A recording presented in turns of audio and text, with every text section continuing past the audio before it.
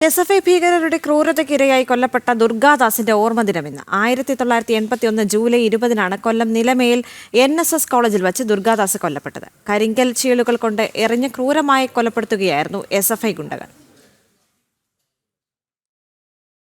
SFI ക്രൂരതയ്ക്ക് ഇന്നേക്ക് 44 വർഷം പിന്നിടുകയാണ്. കലാലയ രാഷ്ട്രീയത്തിലെ SFI ക്രൂരത വെളിവാക്കുന്നതായിരുന്നു ദുർഗാദാസ് കൊലപാതകം. തങ്ങൾക്ക് ആധിപത്യമുള്ള കലാലയങ്ങളിൽ മറ്റ് സംഘടനകൾക്ക് സംഘടനാ സ്വാതന്ത്ര്യം നിഷേധിക്കുകയായിരുന്നു SFIയുടെ രീതി.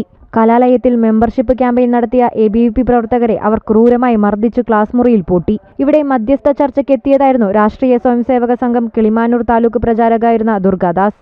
കോളേജ് പ്രിൻസിപ്പലിനെ കണ്ട് പുറത്തിറങ്ങിയ അദ്ദേഹത്തെ ആസൂത്രിതമായി SFI ക്രൂരമായി കൊലപ്പെടുത്തി.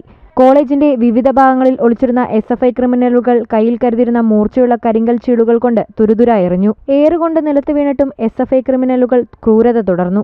ആ ആഘാതം 4 പതിറ്റാണ്ടുകൾക്ക് ഇപ്പുറവും മാറിയിട്ടില്ല, മറന്നിട്ടുമില്ല. മലബാറിന്റെ മണ്ണിൽ സംഘപ്രവർത്തനത്തിന് വേരുകൾ നൽകിയ നിലമ്പൂർ കോവിലകത്തെ TN ഭരതേട്ടന്റെ മകനായിരുന്നു ദുർഗാദാസ്. ഭാരതീയ ജനസംഘത്തിന്റെ കേരളത്തിലെ ആദ്യ ജനറൽ സെക്രട്ടറി കൂടിയായിരുന്നു ഭരതേട്ടൻ. അന്നത്തെ സംഘടനാ സെക്രട്ടറി P. പരമേശ്വരനായിരുന്നു. SFI ഒരുക്കിയ ചതിയുടെ ഈ പത്മവ്യൂഹം കലാലയ രാഷ്ട്രീയത്തിലെ അക്രമങ്ങളിൽ എന്നും കറുത്ത ഏടായി ഓർമ്മിക്കും.